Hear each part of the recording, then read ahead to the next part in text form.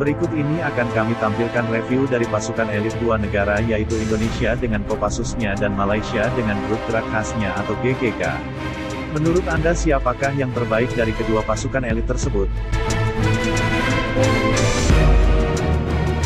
Kita mulai dari GGK atau Grup Gerak Khas Malaysia terlebih dahulu.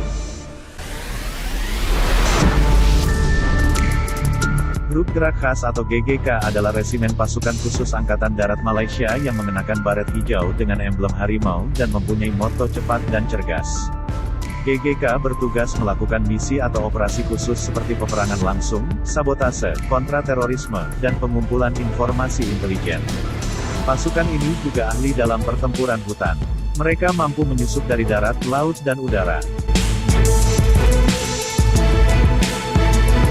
GGK dibentuk tahun 1965 sebagai akibat dari konfrontasi Indonesia-Malaysia. Saat itu mereka dilatih oleh British Royal Marines Commando. Personel Grup Gerak Khas diambil dari unit lain dalam Angkatan Darat Malaysia yang setidaknya sudah menjadi anggota selama 1 tahun dan mempunyai catatan yang baik. Pelatihan GGK. Setiap calon pasukan komando GGK akan disambut dengan tulisan di markas mereka di Camp Sungai Udang Melaka. Datangmu tidak diundang, jika ragu, harap pulang. Mereka akan mengikuti pelatihan untuk menjadi anggota pasukan GGK yang disebut dengan Kursus Asas Komando.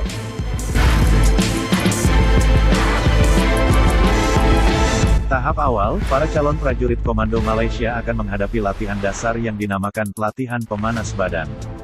Selama 5 minggu mereka akan digodok supaya menjadi prajurit yang tak kenal kasihan pada musuh.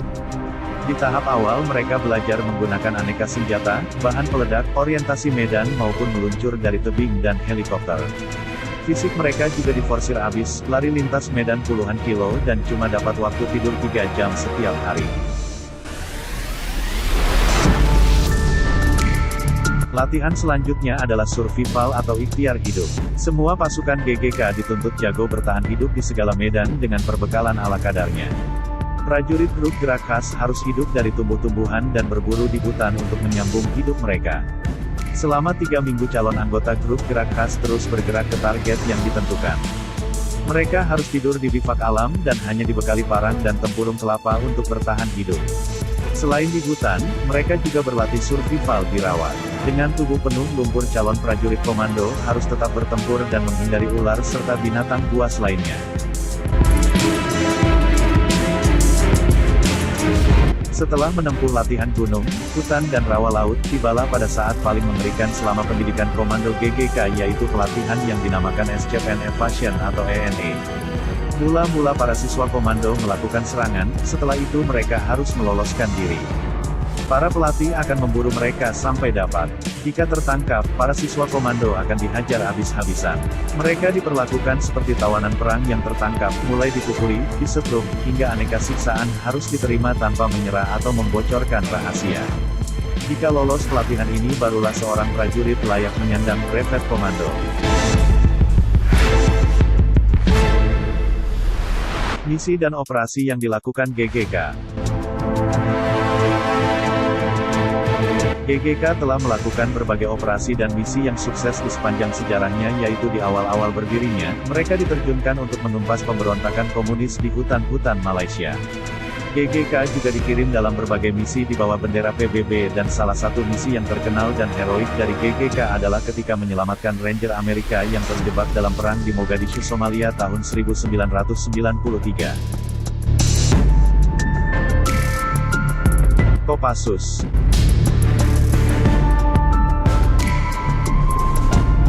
Kopassus adalah singkatan dari Komando Pasukan Khusus yaitu suatu unit pasukan khusus TNI Angkatan Darat yang mengenakan baret merah dan mempunyai moto berani, benar dan berhasil.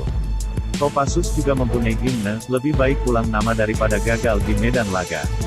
Kopassus mempunyai beberapa tugas diantaranya peperangan langsung, kombat SAR, melakukan operasi intelijen khusus dan pengumpulan informasi intelijen, sabotase dan kontra-terorisme.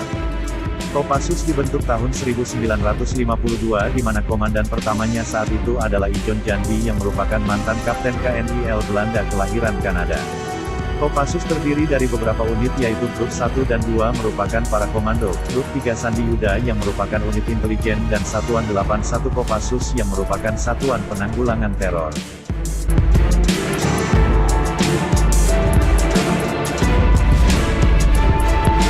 Pelatihan Kopassus. Selama pendidikan, calon prajurit Kopassus akan diberikan tahap-tahap pendidikan. Tahap pertama adalah pemusatan pelatihan di Pusat Pendidikan Pelatihan Khusus di Batu Jajar, Bandung. Di sini calon prajurit komando dilatih keterampilan dasar seperti menembak, teknik dan taktik tempur, operasi raid, perebutan cepat, serangan unit komando, navigasi darat dan berbagai keterampilan lain. Tahap kedua adalah tahap latihan hutan gunung yang diadakan di Citatah, Bandung. Di tahap ini para calon prajurit komando berlatih untuk menjadi pendaki serbu, penjejakan, anti penjejakan dan survival di tengah hutan. Dalam pelatihan survival mereka harus bisa hidup di hutan dengan makanan alami yang tersedia di hutan. Tahap latihan hutan gunung diakhiri dengan long march dari Situ Lembang ke Cilacap dengan membawa amunisi, tambang peluncur, senjata dan perlengkapan perorangan.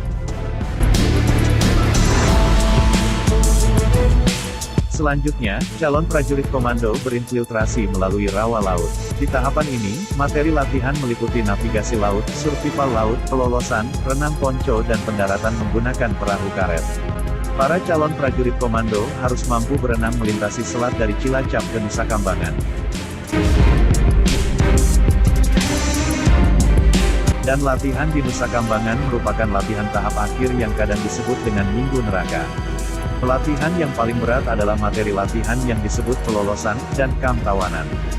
Dalam latihan itu para calon prajurit komando dilepas pagi hari tanpa bekal, dan paling lambat pukul 10 malam sudah harus sampai di suatu titik tertentu.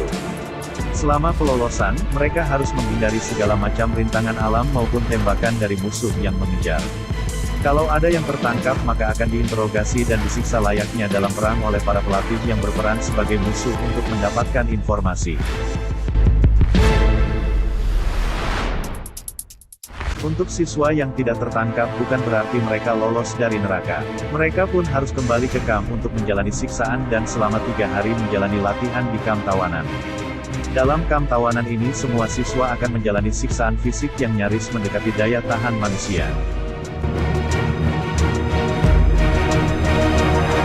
Dalam sejarahnya, Kopassus berhasil menjalankan operasi dan penugasan berat diantaranya adalah Operasi Penumpasan DI, TI, Operasi Militer PRRI, Operasi Trikora, Operasi Buikora, Penumpasan G30 SPKI, Operasi Seroja di Timur Timur, Operasi Pembebasan Sandera oleh perompak Somalia, Operasi GPK di Aceh, Operasi Pembebasan Sandera di Mapenduma dan banyak operasi lainnya. Operasi Kopassus yang paling terkenal dan melambungkan nama mereka adalah Operasi Woyla yaitu operasi pembebasan sandera atas pembajakan pesawat Garuda Flight 206 di Bandara Don Muang, Thailand. Itulah tadi gambaran mengenai grup gerak khas Malaysia dan Kopassus Indonesia. Menurut Anda siapakah yang terbaik di antara mereka?